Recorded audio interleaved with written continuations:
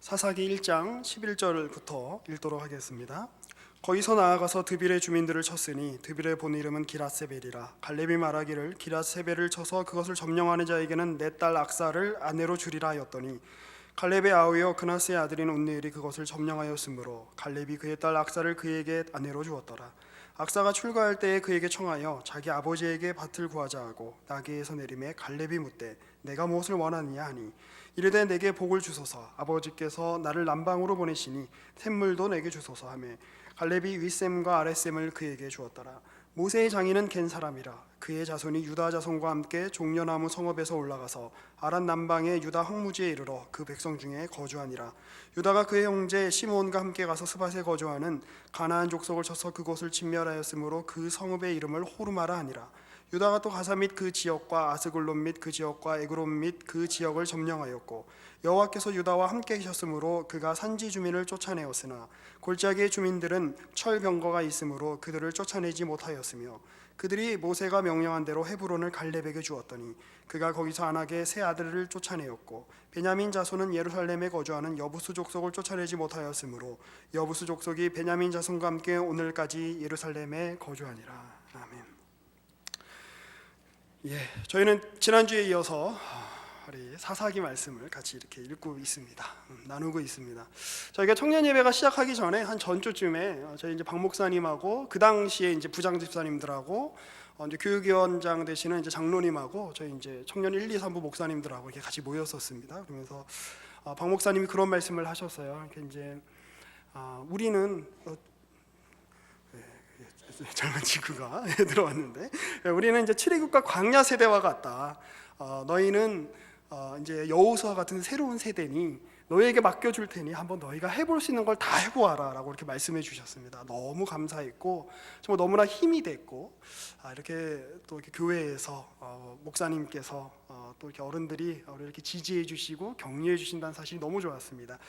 근데 이제 한 가지 문제가 있었습니다. 뭐냐면 우리가 그 전부터 이제 설교를 어떻게 할까 고민하다가 이렇게 각기 이제 목사님들이 돌아가면서 하는데 본문마저 달라버리면 이렇게 약간 이제 좀 너무 혼란스러울 것 같은 거예요. 그래서 이렇게 뭘 하면 좋을까라고 이제 고민을 하다가 저와 서 목사님의 이제 권유로 이제 사사기를 이렇게 결정을 하게 되었습니다. 근데 그때 이렇게 강서 목사님이 고개를 이렇게 끼우뚱하시더라고요. 이렇게 사사기가 되겠어요? 막 이러면서. 근데 이제 그 의미를 이제 알았습니다. 이게 뭐냐면 참 이게 사사기가 사실 이렇게 망하는 얘기 아닙니까? 이제 사실 우리가 이렇게 목사님이 우리는 출애굽과 광야 세대이고 너희가 새로운 세대니 그러면 우리가 여호수아를 해야 되는데 승리하고 이기고 이런 얘기를 해야 되는데 사사기를 보면 계속 그냥 망하는 얘기, 그냥 죄 짓다가 그냥 벌 받는 얘기, 뭐 다 이런 얘기, 왕이 없으므로 각기 소견에 자기 그냥 옳은 대로 행하다가 혼나는 얘기, 이런 얘기들을 이제 계속 이렇게 나누고 있죠. 그래서 이 말씀을 이렇게 어떻게 풀어야 될까 정말 이렇게 많이 고민하고 같이 공부도 하고 이렇게 그랬었습니다. 지난주에 우리 강 목사님께서 이제 사사기 이제 서론격에 해당하는 말씀을 해주셨습니다. 이전의 세대가 지나갔습니다. 그리고 그들은 이제 땅을 차지하게 되었습니다. 눈에 보이는 땅을 차지하게 되었고 그곳에서 이제 한번 너희가 살아봐라라고 하는 하나님의 명령 앞에 놓이게 되었습니다. 자, 그런데 우리는 여기서 한 가지 중요한 점을 발견하게 됩니다. 뭐냐면 사사시대라고 해서 싸움이 그치지는 않았다는 겁니다. 여호수아 시대처럼 모세 시대처럼 비록 그들은 땅을 차지하기 위한 싸움을 싸웠다면 우리는 사사시대는 이미 주어진 땅을 지켜내고 이미 하나님이 우리에게 주었다라고 약속하신 그 땅을 현실화하는 책임이 바로 우리의 책임이라는 것입니다. 여기 이제 보면 그 세 인물이 나오죠. 우리 11절부터 15절에 보면 등장인물이 갈렙, 온니엘, 악사 이런 인물들이 나오는데요. 이 세 인물들의 특징이 있습니다. 굉장히 적극적인 사람들이라는 것입니다. 오해하지 마세요. 저는 오늘 뭐 적극적인 사고방식 이런 거 이야기하려고 하는 거 아닙니다. 그런데 이 특징들이 있죠. 적극적으로. 이 갈렙은 누구입니까? 그 12지파의 이제 대표로 가나안 땅을 이렇게 둘러보고 왔을 때 10지파 사람들이 저 땅은 안 돼요. 사람들이 얼마나 크고 다 키가 다 최용만 같고 우리는 정말 다 키가 다 김병만 같고 우리는 안 돼요. 저 사람들한테 막 이렇게 부정적인 보고를 할 때 저들은 우리의 밥입니다 이러면서 우리가 하나님이 우리에게 주셨기 때문에 우리가 이길 수 있습니다라고 이야기했던 그런 사람이죠. 그리고 또 나중에 여호수아 세대 때에 이 헤브론 땅을 이렇게 정복할 때에 갈렙이 나와서 그때에 모세를 통해서 하나님이 나에게 주시겠다라고 한 땅입니다. 저에게 주십시오라고 이 산지를 내게 주소서. 우리가 찬양도 많이 불렀잖아요, 옛날에. 청년 일부 분들은 잘 모르겠다는 눈치고 산부 분들은 우리가 많이 불렀지 이런 눈치고. 참 우리 이 안에서도 이 세대 간의 차이가 있어요. 이거 극복해야 됩니다.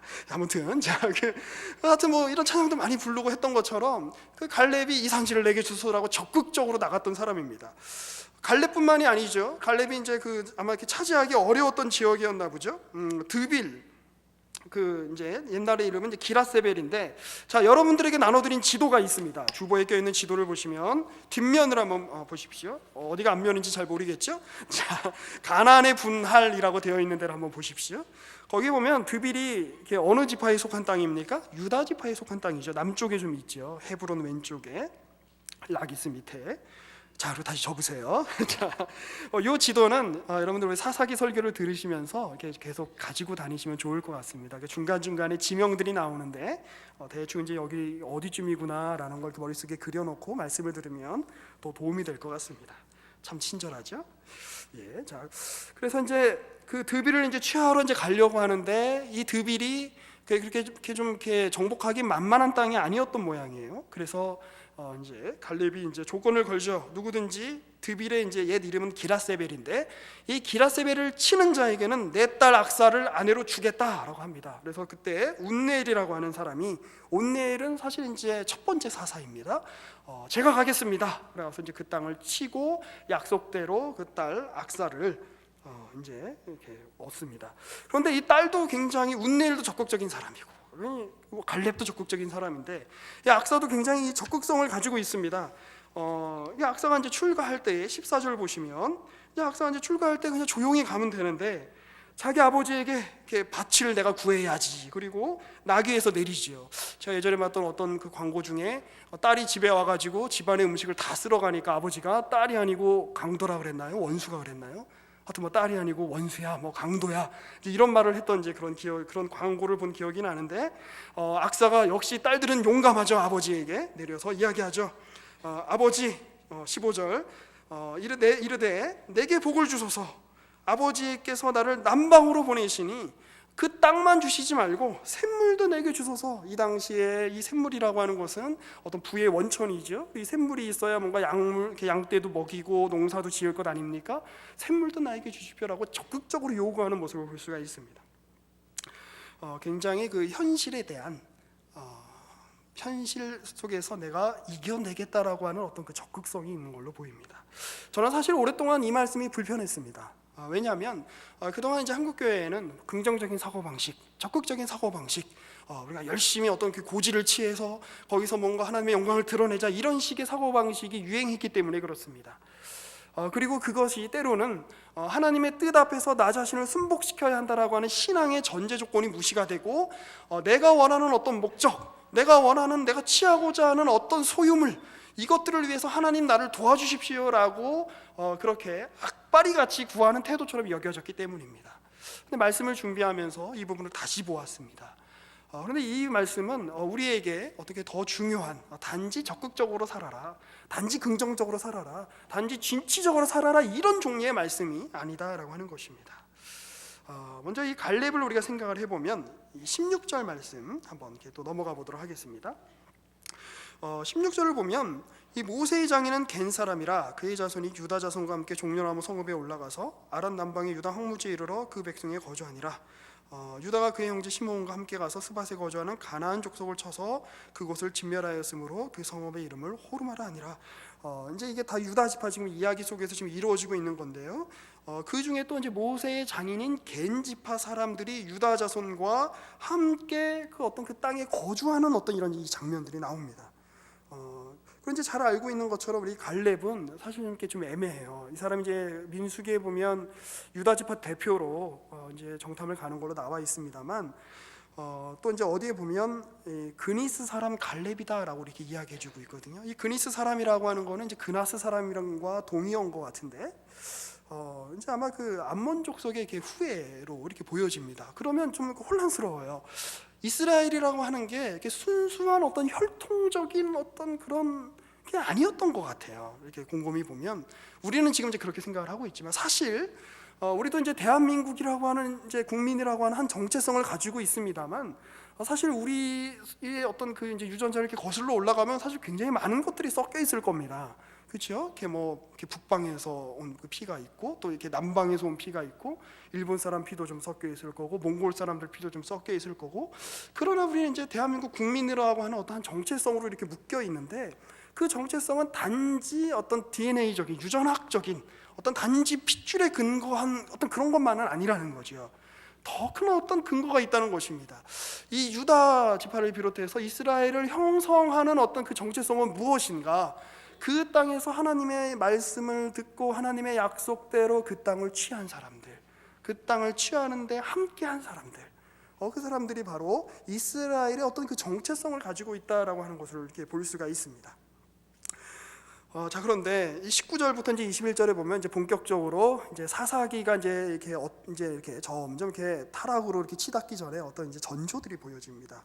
이 유다 지파가 그 임무를 다 이렇게 완수하지 못했어요. 19절 말씀 보면 여호와께서 유다와 함께 계셨으므로 유다와 함께 하신 이 하나님은 어떤 하나님이십니까? 홍해가 갈라질 때 그 홍해를 가르셨던 하나님이십니다. 이 하나님은 어떤 하나님이십니까? 그 애굽의 그 바로와 그의 군대들이 이스라엘을 이렇게 쫓아왔을 때 또 그들을 놔주지 않았을 때 열재앙으로 어떤 그 홍해의 기적으로 그들을 이렇게 수장시켜 버리시고 그들을 물리치신 승리의 하나님이십니다. 또 가나안 땅으로 진격하는 중간에 어떤 광야에서 만났던 수많은 적들 아말렉이라든지 뭐 이런 여러 적들을 물리치게 하신 능력의 하나님이십니다. 그 하나님은 지금도 유다와 함께하고 계십니다. 그런데 유다는 어떻게 했다고요? 19절 계속 보시면 여호와께서 유다와 함께 계셨으므로 그가 산지 주민을 쫓아내었으나 골짜기의 주민들은 철병거가 있음으로 그들을 쫓아내지 못하였으며 골짜기의 주민들은 쫓아내지 못했어요. 물론 이 당시에 이들은 아마 신무기를 가지고 있었던 것 같습니다. 철병거.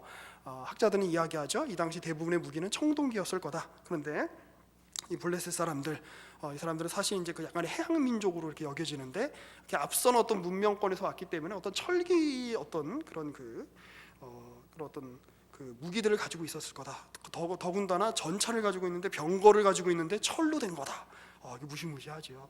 물론 그러니까 정복하기 만만한 상대는 아니었다는 것입니다. 그러나 이스라엘이 언제 상대가 만만해서 이긴 적이 있었습니까? 바로가 만만해서 이스라엘이 바로의 군대로부터 벗어날 수 있었던 것이 아니죠. 아말렉이 만만해서 이스라엘이 아말렉을 이기고 뭐 그랬던 것이 아니죠. 모세가 계속 손을 들고 하나님께 의지했을 때 그들이 아말렉을 이길 수 있었던 것입니다. 승리의 조건은 하나님께 달려 있는데 여기 보니까 어떤 우리가 싸워야 되는 이스라엘이 싸워야 되는 어떤 대상의 탁월함을 들어서 그 싸움을 싸우지 못했다라고 이렇게 이야기하고 있다는 것입니다. 우리가 이렇게 질문할 수가 있죠. 유다 지파가 임무를 완성하지 못한 것은 못한 걸까? 안 한 걸까? 뭘 것 같아요? 못한 거다. 한번 손 들어보실래요? 안 한 거다. 한번 손 들어보실래요? 아무도 안 드시는군요. 예. 자, 우리가 여기서 곰곰이 생각해 볼 수 있는 것은 전쟁이란 결국 무엇이냐? 의지의 싸움이라는 겁니다. 징기스칸의 그 몽골 제국이 이제 아시아뿐만이 아니라 유럽도 그냥 간담을 서늘하게 하지 않았습니까? 근데 곰곰이 생각해 보면 어떻게 그렇게 할 수 있었나 싶어요. 사실 인구가 그렇게 많지 않았을 텐데 그런데 이제 그 역사서를 이렇게 읽어보면 이렇게 몽골 군대의 비밀이 있었습니다. 뭘까요? 깡이 좋았습니다. 용기가 있었습니다. 근데 이 사람들이 생긴 게 무섭게 생겼다 그래요. 광대뼈는 이렇게 튀어나오고 칼은 막 이렇게 휘어 있고 말을 너무나 잘 타가지고 말 타면서 이렇게 말 위에서 화살을 쏠 뿐만이 아니라 말은 이렇게 가고 있는데 몸은 이렇게 뒤로 돌려서 화살도 쏠 수 있고. 그런데 이 사람들이 한번 소리를 지르면서 덤비면 그 어떤 군대도 다 쫄아가지고 다 무기를 내려놓고 아연질색할 수밖에 없었다는 거죠. 그렇게 해서 전 세계를 휩쓸었습니다. 중국을 휩쓸었죠. 그의 후예들이, 쿠빌라이 칸 같은 사람들이. 그래서 원나라를 세웠죠. 그런데 그 원나라가 패망할 때쯤 되면 한 150년, 200년 지나서 150년쯤 지났을까요? 하여튼 패망할 때쯤 되면 그 강인했던 몽골 전사의 후예인 이 원나라 황제가 저기 어디에서 이렇게 반란이 일어났다는 얘기를 듣고 벌벌벌 떱니다. 그리고 도망가려 합니다. 야성을 잃은 거죠. 의지를 잃은 거죠. 전쟁은 결국 의지의 싸움입니다. 왜 성경은 그래서 이제 많은 사람들이 좀 욕하기도 하죠. 성경에 나타난 이스라엘 하나님은 너무 이렇게 이스라엘만 사랑하고 다 죽이라고 그러고 너무 좀 이기적인 하나님 아니냐. 그래서 도대체 왜 이렇게 땅에 집착하냐, 뭐 이런 얘기들을 합니다. 성경은 왜 그렇게 땅에, 그리고 그 땅을 차지하는 전쟁에 집착할까요? 우리가 성경에서 이 땅이 차지하고 있는 의미를 우리가 한번 살펴볼 필요가 있습니다. 출애굽기 3장입니다. 출애굽기 3장 1절부터 한번 보시겠습니다.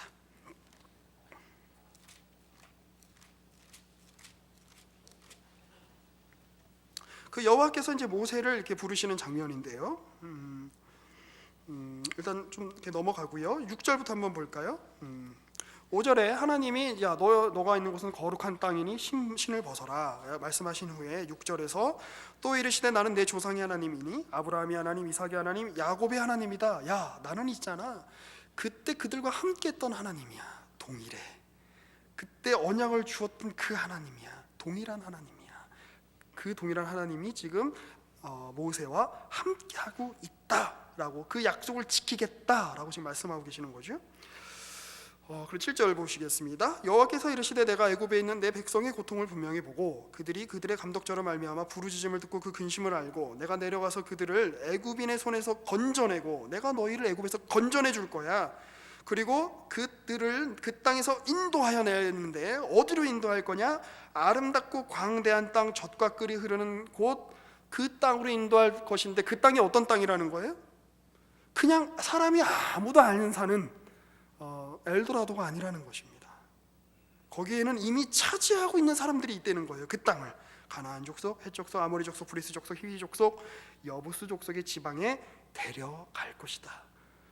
애초부터 땅의 약속이 주어질 때부터 이들에게는 그 땅에 살고 있는 사람들에 대한 투쟁이 불가피했던 것입니다.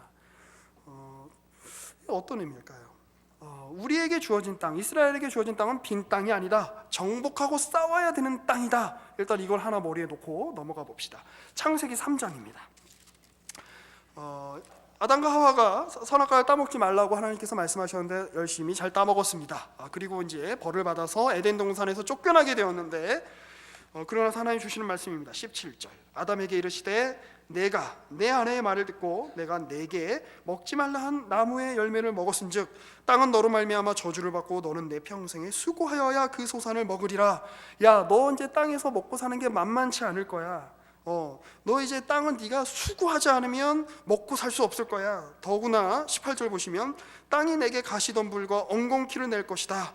내가 먹을 것은 밭의 채소인즉 네가 먹고 살기 위해서는 밭에서 채소를 길러서 네가 먹고 살아야 되는데 그 땅이 이렇게 만만한 땅이 아닐 거야. 엉겅퀴도 내고 가시덤불도 내고 네가 그 땅과 씨름해야 되고 투쟁해야 될 거야. 하나님 이렇게 말씀하십니다. 그런데 그것이 우리의 신앙 현실이다라는 거예요. 하나님이 우리를 그렇게 놓으셨다는 거예요. 그 뒤에 보면 20절입니다. 아담이 그의 아내의 이름을 하와라 불렀으니 그는 모든 산자의 어미가 됨이라. 하와란 이름의 뜻은 히브리어로 생명이란 뜻입니다. 삶이란 뜻입니다. 하나님께서 우리에게 허락하신 삶이 어떻게 펼쳐지느냐, 하나님이 우리에게 허락하신 인생이, 생명이 어떻게 펼쳐지느냐, 땅과의 투쟁을 통해서 이 땅 속에서 우리가 애쓰고 마음 쓰고 그 어떤 그 엉겅퀴를 제거하기 위해서 노력하고 가시덤불을 제거하기 위해서 노력하는 그 투쟁 속에서 우리의 삶이 펼쳐진다는 것입니다. 하나님 우리를 그렇게 그런 세계 속으로, 그런 현실 속으로, 그런 세상 속으로 우리를 두셨다라고 하는 것입니다. 그렇지 않습니까? 우리의 신앙 현실뿐만 아니라 우리의 삶을 곰곰이 생각해 보면, 우리 앞에 펼쳐진 삶을 곰곰이 생각해 보면 투쟁해야 되는 것이 우리의 인생입니다.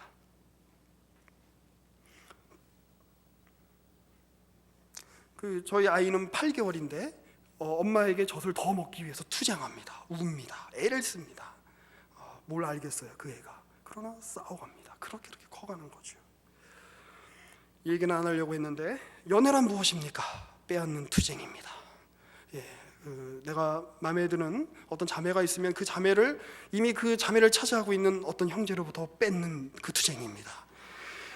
내가 마음에 드는 형제가 있는데 그 형제를 그 자매, 차지하고 있는 자매로부터 그 형제를 뺏는 투쟁입니다. 사귀고 있는 사람이 없다고요? 아니요. 아주 강력하게 그 형제를 지배하고 있는 자매가 있죠. 그 형제의 어머니, 그렇죠? 그 형제의 그 자매의 아버지, 빼앗는 것이 우리의 현실이라는 것입니다. 이기적으로 살라는 얘기를 제가 지금 하는 것이 아닙니다. 마찬가지로 교회는 신앙 공동체란 뭐냐? 전투하는 공동체입니다. 싸워 나가야만 하는 공동체입니다. 마태복음 16장을 한번 보실까요?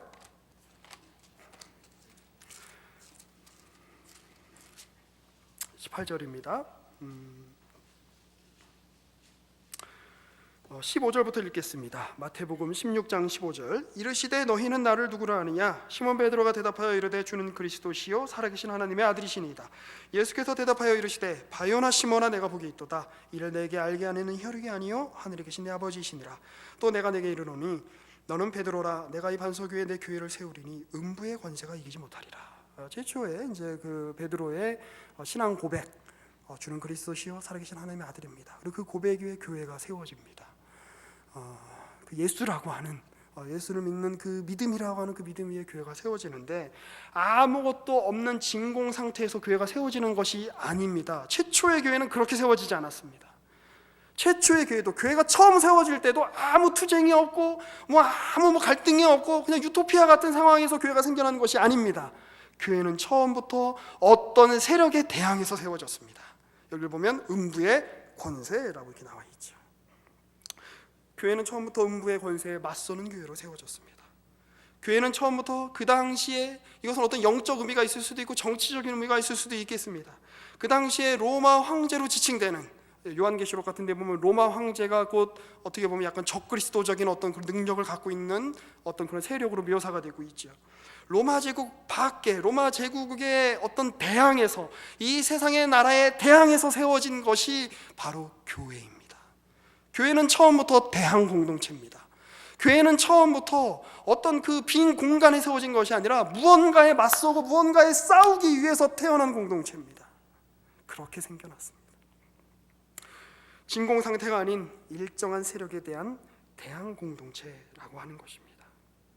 그럼 우리는 어떤 싸움을 하는 걸까요? 이 세상은 네 거를 더 가져라. 이 세상은 하나님을 섬기지 말고 우상을 섬겨라. 이 세상은 하나님을 섬기고 하나님 앞에 너희 자신을 내려놓고 살지 말고 하나님을 내 밑에 굴복시키고 네 뜻과 네 마음대로 살아라라고 이야기합니다. 그게 세상의 통치집의 방식입니다. 내 마음이 원하는 대로, 네 육신이 원하는 대로, 내 정욕이 원하는 대로. 그러나 하나님의 나라는 어떤 나라입니까? 하나님께 지배받는 나라입니다. 하나님의 통치를 받는 나라입니다. 이 세상의 법칙은 더 많이 뺏어야 이기는 나라입니다. 그러나 하나님의 나라는 무엇입니까? 더 많이 주는 나라입니다. 더 많이 사랑하는 나라입니다. 교회는 처음부터 그런 철저한 영적 전쟁의 구도 속에서 태어난 공동체다라고 하는 것입니다. 그 니체라는 철학자가 우리는 신은 죽었다 이런 말 이렇게 한 걸로만 알고 있는데 이런 얘기를 했습니다. 그 고대의 그 그리스의 그 이제 그 경쟁 싸움에는 두 가지가 있었다는 거예요. 하나는 아곤이라고 표현되는 것이 있었고 하나는 안타곤이라고 표현되는 것이 있었습니다. 하나는 정말 말 그대로 죽기 살기로 서로 싸우는 거예요. 싸워서 한쪽이 질 때까지 계속 싸우는 것. 그러나 한쪽은 무엇이냐면 서로 경쟁하지만 그 경쟁이 상대를 죽이기 위한 경쟁이 아니라 내가 그 상대를 파트너로 여겨서 우리 공동체가 함께 건강한 방향으로 흘러가기 위한 싸움입니다. 그래서 이런 얘기를 하죠. 좋은 전쟁에서는 화약 냄새가 나지 않는다. 우리가 싸워야 되는 싸움입니다. 어쩌다가 우리가 이렇게 한 곳에 모이게 되었을까요? 처음 박 목사님께서 너희가 한번 다 같이 모여서 청년 예배를 드려봐라 라고 했을 때 얼굴 표정이 밝아졌던 우리 청년부 교육자는 아무도 없습니다. 우리가 같이 모여서 청년 예배 했는데 아무도 안 오면 어떡하지? 우리가 같이 모여서 청년 예배를 했는데 점점 사람은 줄어서 우리가 3명으로 시작했지만 결국은 사람이 줄어서 2명은 잘려야 되는 상황이 되면 어떡하지? 이런 여러 고민들이 있었습니다. 근데 그럼에도 불구하고 우리 안에 어떤 기대가 있었습니다. 혼란스러울 수 있죠. 복잡할 수 있죠. 여기 이제 고등학교 막 졸업하고 온 친구들이라 해서 미안해요. 하여튼 우리 그런 분들로부터 시작해서 제 연배가 되시는 30대 후반 또 이렇게 40대 초반 되시는 우리 어르신들도 함께 우리가 다 같이 이렇게 있는데요.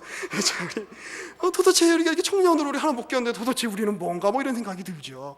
그래서 제게 또 이렇게 청년 제 생각 같아서는 우리 강선 목사님이 그냥 제일 대빵 목사님으로 하고 확 이끌어 주셨으면 좋겠는데 이렇게 한 주에 한 명씩 나와서 설교도 하고 뚜렷한 이렇게 사람도 없고 마치 사사시대 같지 않습니까? 왕이 없으므로 각기 소견에 오른 대로 행하였더라. 이러다 우리 망하는 거 아닐까? 뭐 이런 생각들이 이렇게 막 듭니다. 사실 그렇지 않습니까? 이렇게 또 목사님들이 세 분이니까 부서도 다 틀리고 스타일이 다 달라요. 여러분들이 어떤 문제를 가지고 이렇게 고민하러 나오면 예를 들어 도대체 제가 이렇게 주일날 찬양을 어떻게 해야 될지 모르겠어요. 이렇게 그러면 저한테 와서 물어보면 저는 그럴 겁니다. 그래요, 우리 평양냉면이나 드시러 가시죠. 뭐 이렇게 얘기할 겁니다. 서 목사님한테 가서 물어보면 뭐라 그러실까요? 그래요, 당구나 치러 가시죠. 뭐 이러시겠죠. 강선 목사님께 가면 아마 이럴 겁니다. 형제님, 찬양이 뭐라고 생각하세요?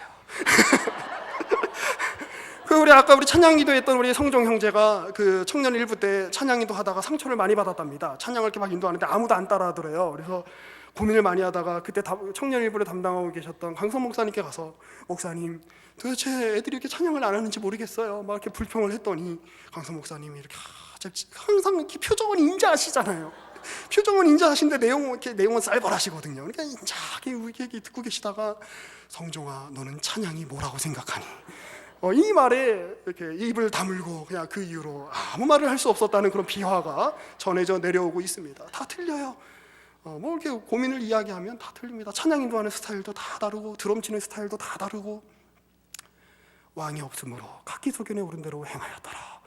이러다가 우리 다 이렇게 각기 소견에 오르다가 망하는 거 아닐까요? 아니요. 우리는 이 안에서 참된 싸움을 해야 됩니다. 어떤 싸움이요? 서로가 서로에게 더 하나님의 백성으로 살아내고 말겠어라고 하는 싸움 있지 않습니까? 내 부서와 나의 내 부서 이기주의를 더 주장하기보다 더 내주는 싸움. 우리가 그런 자리로 부르셨다는 거예요. 물론 인류학자들이 발견한 어떤 부족에 의하면 그 부족의 어떤 실세들이 이런 싸움을 한다는 거예요. 선물을 주는 싸움. 그래서 내가 오늘은 어떤 한 A라는 사람이 내가 오늘은 전 부족에게 멧돼지를 한 마리 쏘겠습니다. 와! 그러면 그와 경쟁 관계에 있는 B라는 사람이 그 다음날 가만히 있을 수 없는 거죠. 저는 그러면 이번에 제가 그동안 열심히 잡아온 물고기 100마리를 쏘겠습니다. 와! 그걸로 경쟁한다는 거예요. 그러다가 서로 이렇게 어느 한쪽이 부가 집중이 안 되게 하는 어떤 그런 효과를 이렇게 어떤 그런 지혜가 어떤 부족에게 있더라라고 하는 이야기를 제가 또 본 적이 있습니다. 우리의 싸움은 아마 그런 싸움 아닐까요? 무엇인가? 그게 뭐냐? 이 안에서 서로를 위하는 싸움을 하는 겁니다. 이 안에서 서로를 용납하는 싸움을 하는 겁니다. 그럼으로써 하나님이 우리에게 주신 이 현실을 그렇게 싸워가는 겁니다. 세상의 방식과는 다른 방식으로. 가난의 방식은 뺏고, 가난의 방식은 하나님을 섬기지 않고 자기의 욕망을 섬기는 것입니다. 하나님의 나라의 방식은 우리가 열심히 싸워야 됩니다. 그런데 어떻게 싸워야 된다고요? 하나님의 말씀에 순종함으로. 마음속에 여러분 결심하시지 않으시겠어요? 청년 일부 지체들, 내가 저 청년 2부, 청년 3부보다 나이는 어리지만 주님은 더 잘 섬기리라, 이렇게 결심하지 않으시겠어요? 청년 3부 자매님들, 내가 왜 자매님이라고 그랬을까요? 하여튼 지체님들, 내가 저 청년 1부 애들보다 쟤들이 나보다 피부는 조금 탱탱할지 모르지만 내가 주님 앞에 더 마음은 더 쫀득쫀득하게 내가 가지고 있으리라. 하나님 앞에 내가 더 하나님의 말씀을 따르는 그런 부드러운 마음을 가지리라. 그런 경쟁을 하는 겁니다. 그런 싸움을 우리가 함께 하는 겁니다. 그러면서 하나님이 왕이 되셔서 우리를 다스리시는 것을 경험하고 세상의 법칙이 아니라 하나님의 법칙으로 우리 믿음의 선배들이 살았던 것만큼 오늘 우리는 그 싸움을 싸워나가야 되는 것이죠. 부흥의 시대 때, 순교의 시대 때 많은 우리 믿음의 선배들이 믿음의 싸움을 싸웠습니다. 그래서 우리에게 이렇게 좋은 환경을 물려주었습니다. 가나안 땅을 주었습니다. 그러나 그렇다고 전쟁이 끝난 것은 아닙니다. 여전히 우리를 위협하는 많은 블레셋 족속들이 있고, 우리를 위협하는 많은 에돔 족속들이 있고, 우리를 위협하는 많은 미디안 족속들이 있습니다. 그 앞에서 우리는 신앙의 싸움을 싸워야 됩니다. 그 일이 저와 우리 모든 청년분들 그 삶 가운데 함께 하시기를 주님의 이름으로 축복합니다. 기도하겠습니다.